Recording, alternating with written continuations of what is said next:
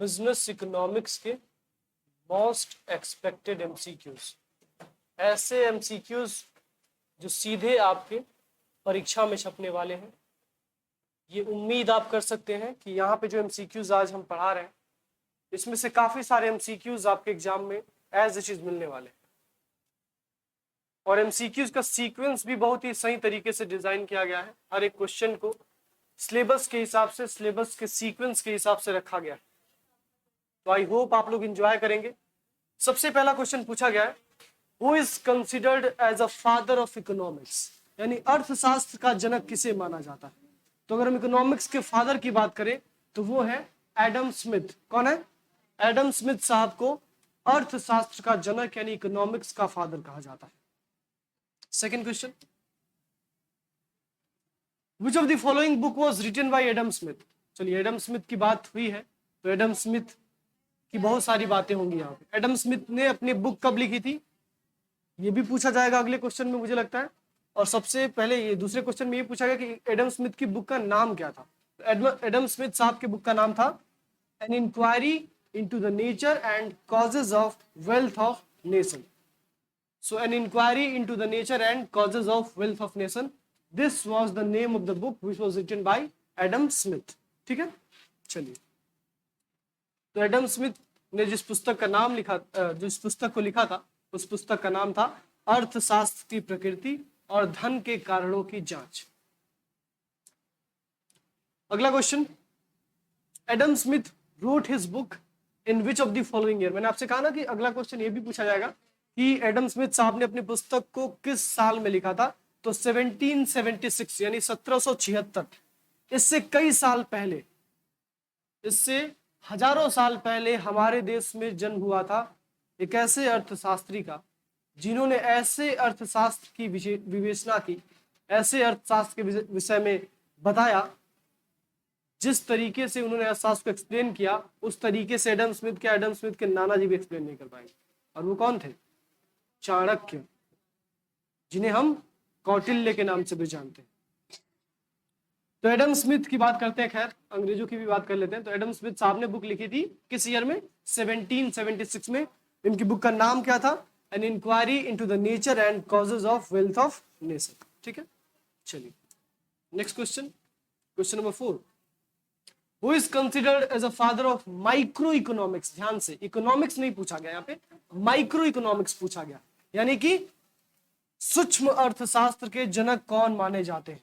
तो सूक्ष्म अर्थशास्त्र के जनक माने जाते हैं अल्फ्रेड मार्शल। कौन माने जाते हैं? Alfred Marshall. अल्फ्रेड मार्शल साहब को माइक्रो इकोनॉमिक्स का फादर कहा जाता है। इकोनॉमिक्स के फादर कौन है? Adam Smith. अच्छा, भारत में अगर हम कहें किसी व्यक्ति को कि इन्होंने भारत में अर्थशास्त्र की विवेचना की, अर्थशास्त्र के विषय में बताया, तो वो पहले शख्स कौन थे? चाणक्य। ठीक है, so who is considered as the father of Indian economic. Indian economics के फादर कौन है? चाणक्य है। और पूरी दुनिया के लिए जो किताबों में पढ़ाया जाता है कौन है? Adam Smith. हालांकि वो भी पूरी दुनिया के लिए थे, लेकिन हम लोग थोड़े से अपने देश के लोगों को कम इंपॉर्टेंस देते हैं और दूसरे देश की प्रतिभाएं हमें ज्यादा कीमती लगती। अगला question, who is considered as father of macroeconomics. Macroeconomics यानी कि जो इकोनॉमिक्स एग्रीगेट लेवल पे चीजों की स्टडी करता है, जैसे कि नेशनल इनकम की स्टडी करना, जैसे एग्रीगेट डिमांड की स्टडी करना, एग्रीगेट सप्लाई की स्टडी करना, ये सब कुछ मैक्रो इकोनॉमिक्स में आता है। तो ये जो मैक्रो इकोनॉमिक्स है, जो हर चीज को एग्रीगेट लेवल पे स्टडी कर रहा है, इसके फादर कौन थे? तो इसके फादर थे जेएम कीन्स। क्या नाम है इनका? JM Keynes. इनका पूरा नाम है जॉन मैनार्ड कीन्स। अच्छा, इन्होंने भी एक पुस्तक लिखी थी, उस पुस्तक का नाम क्या था? अगला क्वेश्चन मुझे लगता है वही होगा। देखो, JM Keynes road his book in which year. JM Keynes ने अपनी पुस्तक कब लिखी थी? तो 1936 में लिखी थी। पुस्तक का नाम क्या था? The general theory on employment, interest and money. कब पब्लिश की गई थी बुक? 1936 यानी कि 1936 में। अगला question, question number 7, what was the name of the book written by John Maynard Keynes. John Maynard Keynes के द्वारा जो पुस्तक लिखी गई थी उसका नाम क्या था? तो उस पुस्तक का नाम था the general theory on employment, interest and money. चलिए, अभी तक हमने क्या क्या याद किया? सबसे पहले फादर ऑफ इकोनॉमिक्स कौन थे? Adam Smith. एडम स्मिथ का एक डिफिनीशन बड़ा फेमस है लोगों के बीच में कि एडम स्मिथ साहब ने कहा था कि economics is a science of wealth. Economics यानी कि अर्थशास्त्र एक ऐसा विज्ञान है, एक ऐसा साइंस है जिसमें हम धन के बारे में अध्ययन करते हैं, in which we study about wealth. So economics is such a branch of science. ये विज्ञान की वह शाखा है जिसमें हम किसके बारे में स्टडी करते हैं? वेल्थ यानी कि धन के बारे में स्टडी करते हैं। तो याद रखिएगा, एडम स्मिथ साहब के अनुसार economics is the science of wealth. दूसरी चीज, एडम स्मिथ साहब ने अपनी पुस्तक लिखी। पुस्तक का नाम क्या था? An inquiry into the nature and causes of wealth of nation. इस पुस्तक को कब लिखा गया था? 1776 में। इस पुस्तक को किस भाषा में लिखा गया था? तो जर्मन लैंग्वेज में लिखा गया था। बाद में इसको इंग्लिश में भी ट्रांसलेट किया गया। फिर हमने क्वेश्चन देखा कि माइक्रो इकोनॉमिक्स के फादर कौन है, यानी सूक्ष्म अर्थशास्त्र के जनक कौन है? तो माइक्रो इकोनॉमिक्स के फादर माने जाते हैं, कौन माने जाते हैं? अल्फ्रेड मार्शल साहब। अल्फ्रेड मार्शल साहब का भी एक डिफिनेशन बहुत फेमस है। इन्होंने कहा था कि economics is the science of Mankind, economics is the science of welfare. Economics एक ऐसा विज्ञान है, विज्ञान की एक ऐसी शाखा है जिसमें हम लोगों के हित के बारे में अध्ययन करते हैं, जन कल्याण के बारे में अध्ययन करते हैं, सोशल वेलफेयर के बारे में स्टडी करते हैं। तो ये भी याद रखिएगा कि सोशल वेलफेयर डिफिनेशन किसने दिया था, या ह्यूमन काइंड डिफिनेशन किसने दिया था? तो अल्फ्रेड मार्शल साहब ने दिया था। दूसरी चीज कि हमारे इकोनॉमिक्स को साइंस ऑफ वेल्थ किसने कहा था? तो एडम स्मिथ साहब ने कहा। फिर हमने देखा कि हमारे मैक्रो इकोनॉमिक्स के फादर कौन है? मैक्रो इकोनॉमिक्स यानी एक ऐसा इकोनॉमिक्स का ब्रांच जिसमें एग्रीगेट लेवल पे हर चीज की स्टडी की जाती है। तो मैक्रो इकोनॉमिक्स के फादर है J.M. कीन्स, यानी कि जॉन मैनार्ड कीन्स। कब इन्होंने लिखी थी अपनी पुस्तक? इन्होंने एक पुस्तक लिखी थी 1936 में। पुस्तक का नाम क्या था? What was the name of the book?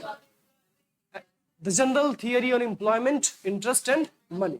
ठीक है, this was the name of the book. अगला question, Which of the following is the subject matter of microeconomics? अब आपको बताना है कि इसमें से कौन सा सूक्ष्म अर्थशास्त्र में पढ़ा जाता है। इसमें से कौन सा माइक्रो इकोनॉमिक्स में पढ़ा जाता है? तो माइक्रो इकोनॉमिक्स में क्या पढ़ा जाता है भाई? अच्छा ये ठीक है, क्या पढ़ा जाता है? तो इंडिविजुअल डिमांड यानी व्यक्तिगत मांग, इंडिविजुअल सप्लाई यानी कि व्यक्तिगत आपूर्ति, कंज्यूमर इक्विलिब्रियम यानी उपभोक्ता का संतुलन।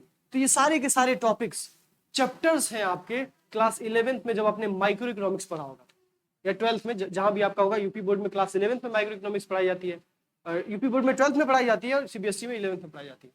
तो सब्जेक्ट मैटर कौन सा है माइक्रो इकोनॉमिक्स का? तो इंडिविजुअल डिमांड भी है, इंडिविजुअल सप्लाई भी है, कंज्यूमर इक्विलिब्रियम भी है। ये सब कुछ माइक्रो इकोनॉमिक्स यानी सूक्ष्म अर्थशास्त्र के अंदर पढ़ा जाता है। What is the main characteristic of micro economics? Micro economics में हम किसी भी चीज की इंडिविजुअल लेवल पे स्टडी करते हैं। We study about individuals, individual firm, individual consumer, individual producer, individual seller, individual supplier. इसके बारे में जब हम स्टडी करते हैं तो किसके अंदर आता है? माइक्रो इकोनॉमिक्स यानी कि सूक्ष्म अर्थशास्त्र के अंदर आता है। तो सूक्ष्म अर्थशास्त्र का विषय कौन कौन सा है? व्यक्तिगत मांग भी है, व्यक्तिगत आपूर्ति भी है, और उपभोक्ता संतुलन भी है। ये सभी के सभी। अगला question, question number 9, which of the following is not a subject matter of microeconomics? ध्यान से, जो नॉट वाले प्रश्न होते हैं उसको आपको बड़ा ध्यान से देखना होता है, क्योंकि सावधानी हटी दुर्घटना घटी।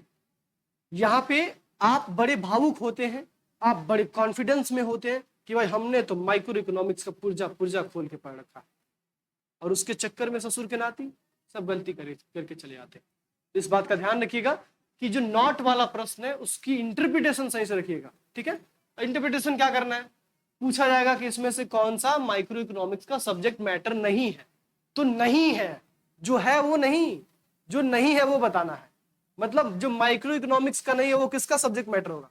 मैक्रो इकोनॉमिक्स का होगा। तो सीधे सीधे ये समझो कि हमसे ये पूछा जा रहा है कि माइक्रो इकोनॉमिक्स का सब्जेक्ट मैटर इसमें से कौन सा है। तो कौन सा है भाई? एम्प्लॉयमेंट और अनएम्प्लॉयमेंट, एम्प्लॉयमेंट और अनएम्प्लॉयमेंट। बाकी प्रोड्यूसर की इक्विलिब्रियम आप पढ़ते हैं माइक्रो इकोनॉमिक्स में। मार्केट के फॉर्म्स, अभी टॉपिक हमने पढ़ा भी था, monopoly, monopolistic competition, perfect competition, सब कुछ हमने पढ़ा था। Revenue, average revenue, marginal revenue, total revenue, cost, ये सब कुछ हमने माइक्रो इकोनॉमिक्स में पढ़ा है। लेकिन जो एम्प्लॉयमेंट और अनएम्प्लॉयमेंट है ये आप पढ़ते हैं मैक्रो इकोनॉमिक्स में। एक चैप्टर है मैक्रो इकोनॉमिक्स में, determination of income and employment. जब आप क्लास 11th में या 12th में माइक्रो इकोनॉमिक्स पढ़ते हैं तो वहाँ पे एक चैप्टर है, उसी चैप्टर में आपको एम्प्लॉयमेंट, अनएम्प्लॉयमेंट और अनएम्प्लॉयमेंट के तमाम सारे types, frictional unemployment, structural unemployment आपको पढ़ाया जाता है। तो निम्नलिखित में से कौन सा सूक्ष्म अर्थशास्त्र का विषय नहीं है? तो उत्पादक संतुलन, ये तो आपके सूक्ष्म अर्थशास्त्र का विषय है। बाजार के रूप, ये भी विषय है। राजस्व भी विषय है, लागत भी विषय है। रोजगार और बेरोजगारी विषय नहीं है। ठीक है, तो इसका ऑप्शन हो जाएगा डी। अगला question, which of the following is the subject matter of macro economics? इसमें से कौन सा मैक्रो इकोनॉमिक्स का सब्जेक्ट मैटर है, विषय वस्तु है? तो नेशनल इनकम बिल्कुल है। नेशनल इनकम में हम पूरे देश की इनकम को निकालते हैं। And macro economics is the study of aggregates. Aggregates की जब स्टडी की जाती है तो हम क्या कहते हैं? Macro economics. तो यहाँ पे पूरे देश की इनकम को निकाला जा रहा है। तो जनरली ये जाहिर सी बात है, ये एग्रीगेट की बात कर रहा है। एग्रीगेट डिमांड नाम से स्पष्ट है, एग्रीगेट सप्लाई नाम से स्पष्ट है। फॉरेन एक्सचेंज एक चैप्टर है आपके क्लास 12 की मैक्रो इकोनॉमिक्स में, और इन्वेस्टमेंट भी एक चैप्टर है। तो ऑल ऑफ दीज, ये सभी के सभी क्या है? सब्जेक्ट मैटर है मैक्रो इकोनॉमिक्स के। मैक्रो इकोनॉमिक्स की जब भी बात की जाए तो याद रखिएगा, मैक्रो में एक शब्द है एक लेटर है, sorry, E, M A, and A for aggregate. और माइक्रो में एक लेटर है I, M I, and I for individual. जब भी किसी चीज की इंडिविजुअल लेवल पे स्टडी की जाए, यानी व्यक्तिगत स्तर पे अध्ययन किया जाए, तो वो कहलाएगा माइक्रो इकोनॉमिक्स का सब्जेक्ट मैटर। और जब भी किसी चीज की एग्रीगेट लेवल पे स्टडी की जाए, समग्र स्तर पे अध्ययन किया जाए, तो उसे कहा जाएगा मैक्रो इकोनॉमिक्स का सब्जेक्ट मैटर। ठीक है, चलिए, तो ये सभी के सभी आपके माइक्रो इकोनॉमिक्स के सब्जेक्ट मैटर हो जाएंगे। राष्ट्रीय आय भी हो जाएगा, कुल मांग, निवेश, कुल आपूर्ति, विदेशी मुद्रा, ये सभी हो जाएंगे। चलिए, तो क्वेश्चन समझ में आ रहा है सबको? ऑफलाइन वाले कोई दिक्कत किसी को? बाबू तुमको कोई दिक्कत? ऑनलाइन वाले आपको समझ में आ रहा है? वैष्णवी मिश्रा जी, सताक्षी मणि, नागेंद्र कुमार, सोमकृति जायसवाल, सबका बहुत स्वागत है। चलिए, अब ध्यान से पढ़िए, एग्जाम्स आपके करीब आ गए भाई। अब तो पढ़ाई को छोड़ने का कोई विकल्प ही नहीं है, क्योंकि अब छोड़ा तो रिजल्ट में सीधे 6 और 5 एसजीपी आपको देखने को मिलेगा। चलिए, question number 11, which of the following is not a subject of matter of macro economics? इसमें से कौन सा मैक्रो इकोनॉमिक्स का सब्जेक्ट मैटर नहीं है? कौन सा नहीं है, ये ध्यान से। तो मनी सप्लाई होता है, बैंकिंग भी हम मैक्रो इकोनॉमिक्स में पढ़ते हैं, फॉरेन एक्सचेंज भी हम पढ़ते हैं, लेकिन जो मार्केट इक्विलिब्रियम का टॉपिक है, ये हम कहां पढ़ते हैं? माइक्रो इकोनॉमिक्स में। मार्केट इक्विलिब्रियम मतलब क्या होता है? जिस जगह पे डिमांड और सप्लाई मिल जाते हैं, the point of intersection of demand and supply curve is called market equilibrium, और उसी को हम प्राइस भी कहते हैं। जिस पॉइंट पे डिमांड और सप्लाई बराबर हो जाए, वही उसी से तो हम प्राइस डिटरमाइन करते हैं किसी भी चीज का। तो this is called market equilibrium. और मार्केट इक्विलिब्रियम आप माइक्रो इकोनॉमिक्स के अंदर, यानी सूक्ष्म अर्थशास्त्र के अंदर पढ़ते हैं। Question number 12, which of the following is a reason behind economic problems? इसमें से कौन सा आर्थिक समस्याओं के पीछे का कारण है? तो option A, scarcity of resources, यानी संसाधनों की कमी, अनलिमिटेड ह्यूमन वांट्स, यानी असीमित मानवीय इच्छाएं, अल्टरनेटिव यूजेस ऑफ रिसोर्सेज, या ऑल ऑफ दीज। तो ये सभी के सभी इकोनॉमिक प्रॉब्लम्स के रीजंस हैं। हमारे देश में अगर आर्थिक समस्याएं हैं, तो उन आर्थिक समस्याओं के पीछे ये तीनों के तीनों कारण है। स्कैर्सिटी ऑफ रिसोर्सेज, यानी कि संसाधन पर्याप्त मात्रा में नहीं है, संसाधन हमेशा कम है हर देश में। अनलिमिटेड ह्यूमन वांट्स, यानी इंसान की आवश्यकताएं असीमित है, संसाधन कम, इंसान की आवश्यकताएं असीमित। And it is a challenge for the economist and the student like you and me, कि हम कैसे इस प्रॉब्लम को सॉल्व करें कि अनलिमिटेड ह्यूमन वांट्स को स्कैर्स रिसोर्सेज के साथ उनको सेटिस्फाई करें। दिस इज द चैलेंज जिसके हम स्टडी इकोनॉमिक्स में करते हैं। अगला, अल्टरनेटिव यूजेज ऑफ रिसोर्सेज। ये एक और समस्या है कि एक संसाधन है और उस संसाधन की पहले से मात्रा कम है, और ऊपर से उस संसाधन के दर्जनों यूजेज हैं, अलग अलग प्रकार के उसके उपयोग हैं। तो ये सभी के सभी क्या है? आर्थिक समस्याओं के पीछे के कारण है। This all are the reasons behind economic problems. Question number 13, the word micro is derived from. जो माइक्रो शब्द है वो किस शब्द से डिराइव हुआ है? सो जो माइक्रो वर्ड है वो माइक्रोस नाम के ग्रीक वर्ड से डिराइव हुआ है। किससे? माइक्रो वर्ड माइक्रोस नाम के ग्रीक वर्ड से डिराइव हुआ है। और माइक्रोस का मतलब क्या होता है? स्मॉल। क्या होता है? स्मॉल। इसीलिए मैं बार बार कहता हूं कि माइक्रो इकोनॉमिक्स मतलब जो स्मॉल लेवल पे स्टडी करता है या इंडिविजुअल लेवल पे स्टडी करता है, उसे माइक्रो इकोनॉमिक्स यानी कि सूक्ष्म अर्थशास्त्र कहते हैं। तो माइक्रो शब्द किस शब्द से लिया गया भाई? तो ग्रीक शब्द से लिया गया। Question number 14, the word micros means, micros का मतलब क्या होता है? स्मॉल होता है। क्या होता है? स्मॉल या छोटा। ठीक है, तो माइक्रो शब्द का अर्थ होता है स्मॉल, यानी कि छोटा। क्वेश्चन नंबर 15, ये भी सेम ही है। द वर्ड माइक्रोस मीन्स, तो माइक्रोस का मतलब छोटा होता है, स्मॉल होता है, सीधी बात। Question number 16, micro economics is the study of, micro economics किसकी स्टडी करता है? इंडिविजुअल यूनिट्स की स्टडी करता है, और वही मैक्रो इकोनॉमिक्स एग्रीगेट लेवल पे स्टडी करता है। तो याद रखिएगा, जो सूक्ष्म अर्थशास्त्र है वो व्यक्तिगत इकाइयों का यानी इंडिविजुअल यूनिट्स का स्टडी करता है। Question number 17, macro economics is the study of, macro economics किसका अध्ययन करता है भाई? तो मैक्रो इकोनॉमिक्स एग्रीगेट लेवल पे स्टडी करता है। जैसे कि नेशनल इनकम, पूरे देश की इनकम निकालना, ये समग्र स्तर की बात हो गई। पूरे देश में बैंक्स वगैरह कैसे काम कर रहे हैं, फाइनेंस वगैरह कैसे काम करना है, इसका गणना करना, इसका अध्ययन करना, ये भी मैक्रो इकोनॉमिक्स का पार्ट है। फिर मनी सप्लाई, पूरे देश में कितनी मनी सप्लाई है, कितना पैसा हमारे देश में लोगों के हाथ में है। Question number 18, the word economics is derive from, economics word किस वर्ड से डिराइव हुआ है? So the word economics is derive from two words, ओइकऊ प्लस नोमिया या नॉमस, जहां पे ओइकऊ का मतलब होता है हाउस होल्ड और नोमिया या नॉमस का मतलब होता है रूल या मैनेजमेंट। तो इकोनॉमिक्स वर्ड ग्रीक वर्ड से डिराइव हुआ है, और ग्रीक में भी कौन सा वर्ड? तो दो वर्ड्स है, ओइकऊ प्लस नोमिया या नॉमस, जहां पे ओइकऊ का मतलब क्या है? हाउस होल्ड, और नोमिया का या नॉमस का मतलब क्या है? मैनेजमेंट या रूल। अगला question, question number 19, which of the following is a type of economy, इसमें से कौन सा अर्थव्यवस्था का प्रकार है? बताइए। विच of the following is a type of economics, तो इकोनॉमी सोशलिस्ट इकोनॉमी यानी कि सामाजिक अर्थव्यवस्था, कैपिटलिस्ट इकोनॉमी यानी कि पूंजीवादी अर्थव्यवस्था, और मिक्स्ड इकोनॉमी यानी कि मिश्रित अर्थव्यवस्था। एक ऐसी अर्थव्यवस्था जो सोशलिस्ट और कैपिटलिस्ट का मिक्सचर होती है, उसे हम क्या कहते हैं? Mixed economy. For example, India is a mixed economy. वैसे तो हमारे देश का कॉन्स्टिट्यूशन कहता है कि India is a socialist secular democratic Republic, मतलब सोशलिस्ट इकोनॉमी है, कॉन्स्टिट्यूशन कहता है। लेकिन बट हमको ये पता है कि हमारा इकोनॉमी क्या है? मिक्स्ड इकोनॉमी है, बिकॉज हमारे यहाँ पब्लिक सेक्टर्स भी काम करते हैं और प्राइवेट सेक्टर भी काम करते हैं। अगला question, question number 20, which of the following is a central problem of economics, में से कौन सा अर्थव्यवस्था की केंद्रीय समस्या है? सेंट्रल प्रॉब्लम ऑफ इकोनॉमी है। तो व्हाट टू प्रोड्यूस यानी कि क्या बनाना है, हाउ टू प्रोड्यूस यानी कि कैसे बनाना है, and for whom to produce यानी कि किसके लिए बनाना है। तो ये तीनों की तीनों हमारी सेंट्रल इकोनॉमिक प्रॉब्लम्स का पार्ट होती है, यानी केंद्रीय आर्थिक समस्याओं का हिस्सा होती है। सो ऑल ऑफ दीज, ये सभी के सभी हमारे केंद्रीय आर्थिक समस्याएं।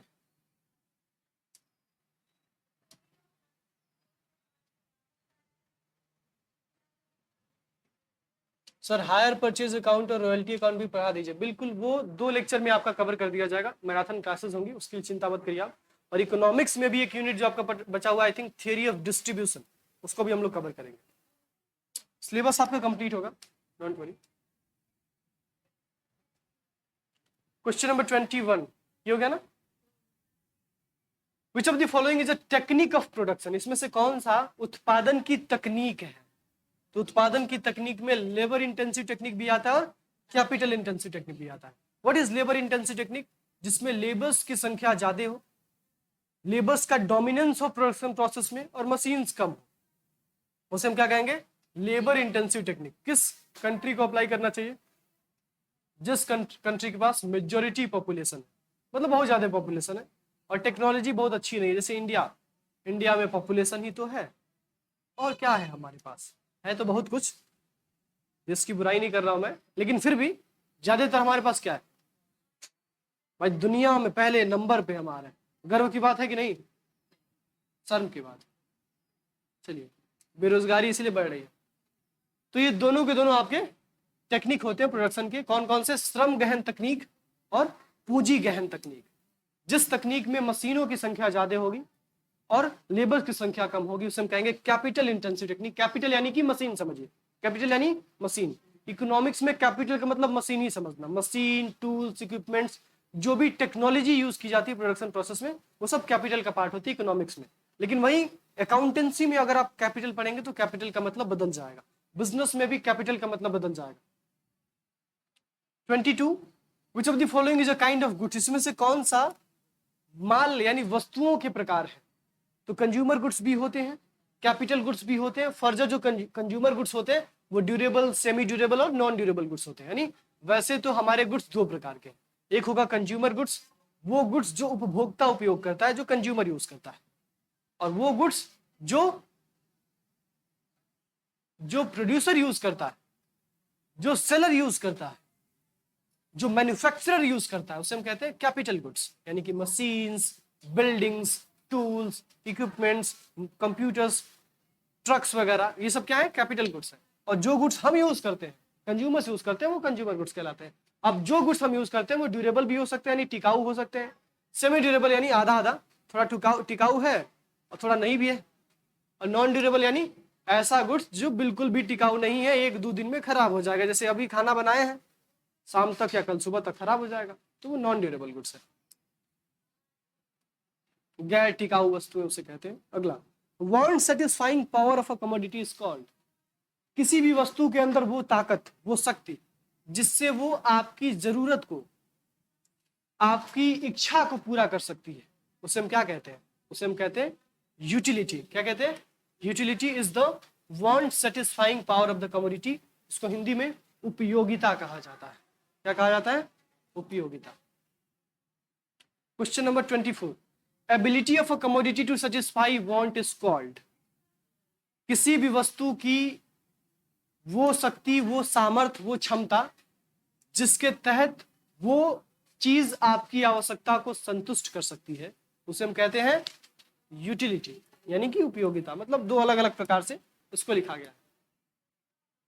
तो यूटिलिटी का मतलब क्या समझे आप लोग? Want satisfying power of a commodity या ability of a commodity to satisfy want, मतलब किसी भी इंसान की जरूरत, किसी भी इंसान की आवश्यकता को पूरा करने की जो ताकत है एक चीज के अंदर, एक गुड्स के अंदर, एक कमोडिटी के अंदर, एक सर्विस के अंदर, उसे हम क्या कहते हैं? यूटिलिटी कहते हैं। विच of the following is a type of utility, निम्नलिखित में से कौन सा उपयोगिता का प्रकार है? तो यूटिलिटी के टाइप्स में टोटल यूटिलिटी यानी कि कुल उपयोगिता भी आ जाएगा, मार्जिनल यूटिलिटी यानी कि सीमांत उपयोगिता भी आ जाएगा, और एवरेज यूटिलिटी यानी कि औसत उपयोगिता भी आ जाएगा। ये सभी के सभी यूटिलिटी के प्रकार है। शॉर्ट में टोटल यूटिलिटी को हम टीयू कहते हैं, मार्जिनल यूटिलिटी को हम एमयू कहते हैं, और एवरेज यूटिलिटी को हम एयू कहते हैं। सब इसके शॉर्ट फॉर्म, एग्जाम में शॉर्ट फॉर्म का फुल फॉर्म भी पूछा जा सकता है।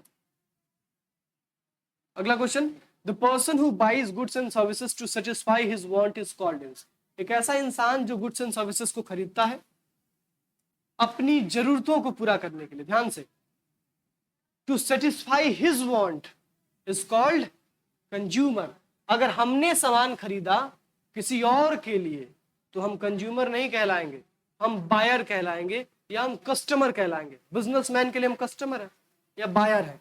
और अगर हमने सामान खरीदा और खुद ही यूज किया, फॉर एग्जाम्पल हम गए मार्केट में, मार्केट से झुमका लाए या दुपट्टा लेके आए, तो हम दुपट्टा झुमका लगा के थोड़ा ना घूमेंगे भाई। लड़के दुपट्टा झुमका नहीं लगा तो अलग बात है, कुछ लड़के हैं जो लगा रहे हैं, झुमका तो नहीं पहन रहे होंगे, कुछ है ना, अरे कुछ कुछ लगाते हैं कान में, तो भाई आजकल एक्सेप्शन हर जगह है, लेकिन मान लो 90% यूथ तो नहीं कर रहा है, 90% जो लड़के वो नहीं कर रहा है, तो वो झुमका या दुपट्टा जो हम लाएंगे किसी के लिए लाएंगे, घर वालों के लिए। अब वो जो झुमका या दुपट्टा मैंने लाया है उसको कोई और यूज कर रहा है, लेकिन मैं खरीद रहा हूं, that means I am the buyer but the consumer is anyone else, consumer कोई और होगा। तो कभी कभी कंज्यूमर सेम भी हो सकता है, मतलब बायर और कंज्यूमर सेम भी हो सकता है, और कभी कभी दोनों अलग पर्सन भी हो सकते हैं, दोनों अलग अलग व्यक्ति भी हो सकते हैं, ये दोनों ही संभावनाएं होती हैं। क्वेश्चन नंबर 27, इकोनॉमिक्स इज, अर्थशास्त्र है। तो इकोनॉमिक्स क्या है भाई? इकोनॉमिक्स आर्ट भी है यानी कि कला भी है, और इकोनॉमिक्स साइंस भी है यानी कि विज्ञान भी है। तो economics is both art and science, तो ये दोनों है। क्वेश्चन नंबर 28, इक्विलिब्रियम मीन्स, संतुलन का अर्थ है। तो equilibrium means a state of no change, एक ऐसी अवस्था जिसमें कोई परिवर्तन नहीं हो रहा है, या फिर इक्विलिब्रियम को हम स्टेट ऑफ मैक्सिमम सेटिस्फैक्शन भी कह सकते हैं। फॉर एग्जांपल कंज्यूमर इक्विलिब्रियम क्या होता है? एक ऐसा लेवल जहां पे कंज्यूमर किसी भी कमोडिटी के कुछ यूनिट्स को कंज्यूम करके मैक्सिमम सेटिस्फैक्शन डिराइव कर चुका है। अब उससे ज्यादा वो कंज्यूम करेगा तो भी उसका सेटिस्फैक्शन घटेगा, और उससे कम कंज्यूम करेगा तो भी उसका सेटिस्फैक्शन घटेगा। तो उस लेवल को हम क्या कहते हैं? इक्विलिब्रियम कहते हैं। तो दोनों ही हो सकता है, स्टेट ऑफ नो चेंज यानी एक ऐसी अवस्था जहां कोई परिवर्तन नहीं हो रहा है, और दूसरी चीज एक ऐसी अवस्था जहां पे एक इंसान को अधिकतम संतुष्टि प्राप्त हो चुकी है। तो बोथ ऑफ दीज, ये दोनों के दोनों हो जाएंगे इक्विलिब्रियम का मतलब। अगला question, who propounded the law of DMU? DMU यानी कि डिमिनिशिंग मार्जिनल यूटिलिटी, यानी सीमांत उपयोगिता का नियम, घटती सीमांत उपयोगिता का नियम, law of diminishing marginal utility. ये किसने दिया था? एच.एस. गोजन साहब ने दिया था, और ये जर्मनी के अर्थशास्त्री थे। कहाँ के थे? जर्मनी के अर्थशास्त्री थे, जर्मनी के इकोनॉमिस्ट थे। अगला क्वेश्चन आई थिंक वही होगा। एच.एस. गोजन कहाँ के थे भाई? तो H S. Gossen was a German economist. H S. Gossen साहब जर्मनी के एक अर्थशास्त्री। एक चीज मैंने महसूस किया है कि जर्मनी के बहुत सारे लोग हैं, जैसे एडम स्मिथ साहब भी जर्मनी के थे, ये हमारे एच.एस. गोजन साहब भी जर्मनी के हैं। मतलब इकोनॉमिक्स के फील्ड में जर्मनी जो कंट्री है उसका बहुत अच्छा कंट्रीब्यूशन रहा, बहुत अच्छा सहयोग रहा।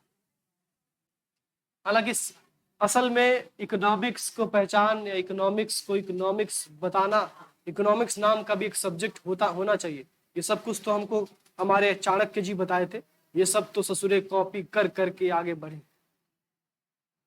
चलिए, which of the following are approach of measuring consumer equilibrium? इसमें से कौन सा अप्रोच है कंज्यूमर इक्विलिब्रियम को मेजर करने का? तो कार्डिनल यूटिलिटी अप्रोच, जो कहता है कि जो यूटिलिटी कंज्यूमर डिराइव कर रहा है, मतलब जो संतुष्टि कंज्यूमर को मिल रही है किसी भी चीज को यूज करके, उस संतुष्टि को, उस यूटिलिटी को हम नंबर्स के टर्म्स में मेजर कर सकते हैं। किसने दिया था ये?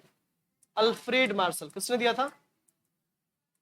और इस कार्डिनल यूटिलिटी अप्रोच के अंदर दो अप्रोचेस हैं, एक है सिंगल कमोडिटी अप्रोच और एक है dual commodity approach. Single commodity approach में शुरू में अल्फ्रेड मार्शल ने ऐसा मान लिया था कि एक कंज्यूमर एक ही कमोडिटी को यूज कर रहा है, और डुअल कमोडिटी अप्रोच में उन्होंने माना कि कंज्यूमर दो कमोडिटी को यूज कर रहा है, और उस केस में क्या सेटिस्फेक्शन का लेवल होगा, कैसे इक्विलिब्रियम निकाला जाएगा, ये आपने सीखा होगा क्लास 11 में पूरा डिटेल में। दूसरा है ऑर्डिनल यूटिलिटी अप्रोच। इसको देने के लिए आए दो महान व्यक्ति, एक का नाम था जे.आर. हिक्स और दूसरे का नाम था R.G.D. एलन। इन्होंने कहा कि अल्फ्रेड मार्शल साहब बौरा गए, इनको ये समझ में नहीं आवत है कि भाई यूटिलिटी यानी कि जो संतुष्टि कंज्यूमर को सामान यूज करने से, खाने से मिल रही है, उसको मापा कैसे जा सकता है। It is not something which is measurable, it is something which is very internal feeling of a consumer. अब जैसे मैं आपसे पूछूं कि आपको आज इकोनॉमिक्स पढ़ के अमृतसर से क किलो संतुष्टि मिल गया, तो आप बता पाएंगे क्या? It is not measurable at all. लेकिन अब अलग अलग लोगों की अलग अलग विचार, अलग अलग लोगों की अलग अलग मानसिकताएं होती हैं। तो कार्डिनल यूटिलिटी अप्रोच में कहा गया कि यूटिलिटी को हम नंबर्स के टर्म्स में मेजर कर सकते हैं, वहीं ऑर्डिनल में कहा गया कि नहीं, ऐसा नहीं होता है। Utility is something which is not measurable. हम रैंक या प्रेफरेंस के बेसिस पे कंज्यूमर का इक्विलिब्रियम डिसाइड कर सकते हैं। मतलब कंज्यूमर ऐसा कह सकता है कि हमको केला से ज्यादा समोसा पसंद है, या समोसा से ज्यादा सेव पसंद है, या सेव से ज्यादा हमको वाटरमेलन पसंद है। But we can not measure the utility, we can not measure the satisfaction which is derived by the consumer. Question number 32, who stated that utility can be measured in numbers? किसने ये कहा था कि utility को हम लोग numbers में major कर सकते हैं? तो अल्फ्रेड मार्शल, जे.आर. हिक्स या R.G.D. एलन। तो मैंने आपको ऑलरेडी बता दिया, can be measured in numbers यानी कि कार्डिनल यूटिलिटी अप्रोच की बात की गई। किसने दिया था भाई? अल्फ्रेड मार्शल साहब ने दिया था। और अल्फ्रेड मार्शल साहब ने कहा था कि उपयोगिता को संख्याओं में मापा जा सकता है, वो संख्यात्मक होती है। हालांकि ऐसा होता नहीं है। इसको किसने कहा था? जे.आर. हिक्स ने। अगला देखो question, who stated that utility can not be measured in numbers? किसने कहा था कि यूटिलिटी को मेजर नहीं किया था कि नंबर के टर्म्स में? तो वो कहा गया था जे.आर. हिक्स और R.G.D. एलन साहब के द्वारा। अगला question, great depression started in? महामंदी का दौर कब शुरू हुआ था? तो ग्रेट डिप्रेशन स्टार्ट हुआ था 1929 में। याद रखिएगा 1929 में ग्रेट डिप्रेशन स्टार्ट हुआ था। अगला, महामंदी किस देश में शुरू हुई थी? अमेरिका। किसमें? अमेरिका, यानी कि यूनाइटेड स्टेट्स ऑफ अमेरिका, संयुक्त राज्य अमेरिका। ये एक ऐसा देश जो आज से नहीं, पिछले कई सालों से पूरी दुनिया पे राज कर रहा है। बिना ताज के बेताज बादशाह है ये। मतलब अमेरिका के पास कोई बहुत बड़ा ताज नहीं है, मतलब कोई बहुत बड़ा रिसोर्स नहीं है, लेकिन दूसरे के रिसोर्सेस को, जैसे एग्जांपल के तौर पे जो भी हमारे गल्फ कंट्रीज है जहां पे ऑयल वगैरह निकलता है, उन पे कंट्रोल करके रखा है। आपको पता होगा सद्दाम हुसैन की कहानी, जो प्रेसिडेंट थे इराक के, उनको अमेरिकन आर्मी ने, जो उस देश का प्रेसिडेंट है, किसी दूसरे देश की आर्मी आती है, उसी देश के प्रेसिडेंट को उसी के देश में फांसी पे चढ़ा देती। This is the power of America. और ऐसा नहीं था कि सद्दाम हुसैन बहुत अच्छे आदमी थे, वो मिलिटेंट थे एक तरह के, आप कह सकते हैं आतंकवादी थे, आतंकवादी के लीडर थे, आतंकवादियों के सरगना थे, लेकिन अब उनको खत्म कर दिया गया। तो किसी देश के इंटरनल मैटर्स में भी दखलंदाजी करता है अमेरिका, इतना पावर है इसके पास। अब जैसे इंडिया पाकिस्तान में लड़ाई हो रहा है तो यहां भी घुस जाएगा, कहेगा नहीं नहीं लड़ाई मत करो, लड़ाई हम करेंगे केवल। ऐसे यूनाइटेड नेशन, राष्ट्रीय क्या कहते हैं उसको, संयुक्त राष्ट्र जो है उसको स्टैब्लिश कर रखा है। उसमें ये कहा जाता है कि देश में, विश्व में शांति रहे, और धीरे से यहाँ गोलीबारी करवा रहा है। ऐसे कहता है विश्व में शांति रहे और खुद ही गोलाबारी करवाता है इराक ईरान में। तो ये अमेरिका की सच्चाई है। मतलब मुखौटे के पीछे छुपा हुआ एक बहुत बड़ा राक्षस है अमेरिका। हमारे हिंदुस्तान की तरह नहीं है कि ये विश्व को शांति, सही में शांति का परिचय देना चाहता है, वो बस मुखौटा है उसका, बस दिखाना चाहता है। अगला, according to law of DMU when MU is diminishing TU, law of DMU के अनुसार, यानी सीमांत उपयोगिता के नियम के अनुसार, जब एमयू घट रहा होता है, यानी जब सीमांत उपयोगिता घट रही होती है, तो कुल उपयोगिता का क्या हाल होता है? तो कुल उपयोगिता इंक्रीज कर रहा होता है, लेकिन डिमिनिशिंग रेट से। किस रेट से? डिमिनिशिंग रेट से। तो घटती दर से बढ़ता है। याद रखिएगा कि जब सीमांत उपयोगिता घटेगी तो उस केस में जो कुल उपयोगिता है वो बढ़ेगी, लेकिन घटती दर से, यानी डिमिनिशिंग रेट से बढ़ेगी। अगला question number 37, when MU becomes zero TU, जब एमयू जीरो हो जाता है तो टीयू कहां जाता है? तो टीयू मैक्सिमम पे पहुंच जाता है। When MU becomes zero TU reaches its maximum. तो जब एमयू शून्य हो जाता है तो टीयू अपने अधिकतम पर पहुंच जाता है। अगला question, the point at which MU is zero and TU is at its maximum is called. एक ऐसा पॉइंट, एक ऐसी बिंदु जहां पे टीयू जो है वो अपने मैक्सिमम पे पहुंच गया है और एमयू जो है वो जीरो हो गया, यानी सीमांत उपयोगिता शून्य हो गई है और कुल उपयोगिता अपने अधिकतम पर पहुंच गई है। इस स्तर को, इस लेवल को हम क्या कहते हैं? तो इसको हम कहते हैं पॉइंट ऑफ सटाइटी या पॉइंट ऑफ सैचुरेशन भी कहते हैं। याद रखिएगा, इसको हम पॉइंट ऑफ सटाइटी यानी संतुष्टि बिंदु या पॉइंट ऑफ सैचुरेशन भी कहते हैं। Question number 39, when MU becomes negative TU starts, जब एमयू नेगेटिव हो जाता है तो टीयू क्या होने लगता है भाई? तो टीयू स्टार्ट्स डिक्रीजिंग। जब एमयू नेगेटिव हो जाएगा, यानी एमयू माइनस में चला जाएगा, -1, -2, -3, तो उस केस में टीयू आपका घटने लगता है, जो कुल उपयोगिता होती है वो घटने लगती है। डिक्रीजिंग यानी कि घटने लगता है। Question number 40, who propounded the cardinal utility approach of consumer equilibrium. Cardinal utility approach के फादर कहे जाते हैं अल्फ्रेड मार्शल साहब। अगला question 41, who propounded the ordinal utility approach. कौन किया था भाई? J.R. हिक्स और R.G.D. एलन, इन दोनों ने किया था। तो बोथ ऑफ दीज हो जाएगा। ऑर्डिनल यूटिलिटी अप्रोच को किस और नाम से जानते हैं? तो ऑर्डिनल यूटिलिटी अप्रोच को हम इनडिफरेंस कर्व एनालिसिस के नाम से भी जानते हैं। किस नाम से जानते हैं? इनडिफरेंस कर्व एनालिसिस, यानी कि उदासीनता वक्र विश्लेषण के नाम से भी इसको हम जानते हैं। अरे तो गलत। MRS stands for marginal rate of substitution. ये क्या होता है भाई? तो इसमें ये कहा जाता है कि कितने यूनिट्स को गेन करने के लिए कितने यूनिट्स को सेक्रीफाइस करना पड़ रहा है। फॉर एग्जाम्पल, आप दो चीजें कंज्यूम कर रहे हैं, आप सेव भी खा रहे हैं, आप समोसा भी खा रहे हैं, और आपकी इनकम 40 रुपए है। तो सेव और समोसा का एक पर्टिकुलर कॉम्बिनेशन होगा जो आप खा रहे होंगे, 2 समोसे या 3 समोसे या 1 सेव ऐसे खा रहे होंगे। तो कितना समोसा बढ़ाने के लिए कितना सेव घटाना पड़ रहा है, मतलब in order to increase the units of one commodity, how many units of another commodity you have to sacrifice. This is called MRS, यानी कि marginal rate of substitution. Indifference curve का एक टॉपिक होता है जो आपको पढ़ाया जाता है. 44 इंडिफरेंस कर्व इज कैसे होता है, कॉन्वेक्स शेप्ड होता है, याद रखिएगा. इंडिफरेंस कर्व कॉन्वेक्स शेप्ड होता है. पीपीसी आपका कॉनकेव शेप्ड होता है. प्रोडक्शन पॉसिबिलिटी कर्व जो होता है वो कॉनकेव शेप्ड होता है, बाकी जो इंडिफरेंस कर्व होता है वो कॉन्वेक्स शेप्ड होता है. क्वेश्चन नंबर 46, पीपीसी जनरली तो पता ही आपको, पीपीसी आपका कॉनकेव शेप्ड होता है. अब कुछ बच्चे कह रहे होंगे सर ये सारे टॉपिक्स तो हमारे सिलेबस में नहीं है, लेकिन ये सारे टॉपिक्स आपके एग्जाम में आए हुए हैं. बिजनेस इकोनॉमिक्स फर्स्ट पहले एक सब्जेक्ट हुआ करता था, अब तो बिजनेस इकोनॉमिक्स कर दिया गया, पहले फर्स्ट और सेकंड हुआ करता था.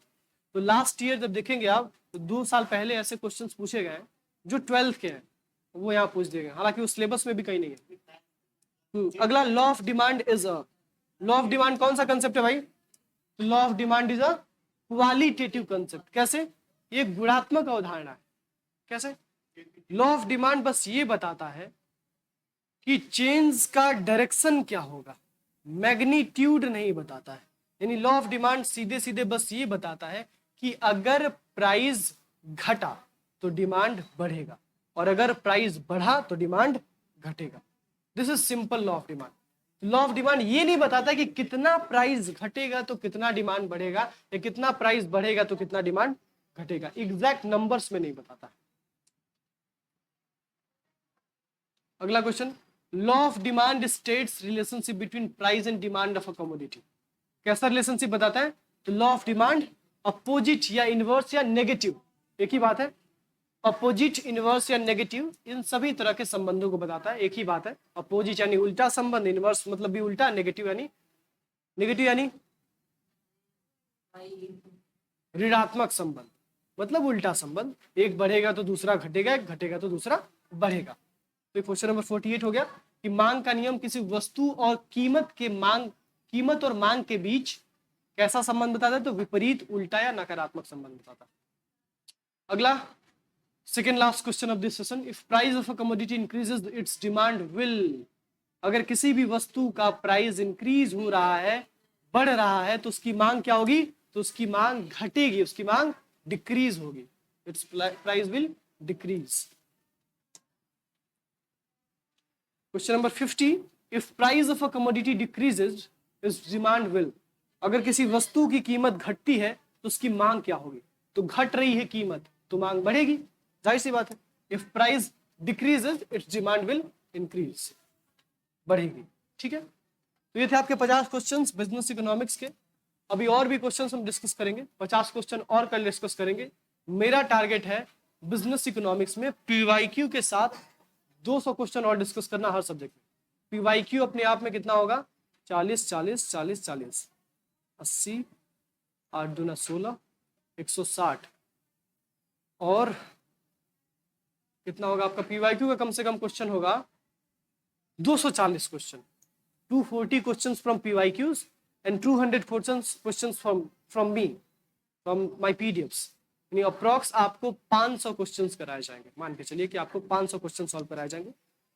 और ये जो 500 क्वेश्चंस हैं इसके बाहर कुछ नहीं आने वाला है, बस ये उम्मीद करिएगा आप लोग. और एग्जाम में भी यही आप देखेंगे. हाँ, लेकिन इस बार एग्जाम की डिफिकल्टी बढ़ सकती है, तो सावधान रहिएगा. ठीक है, दैट्स इट.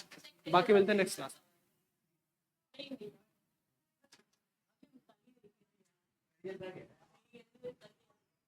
22 को आएगा, आज 22 है, कभी भी आ सकता है.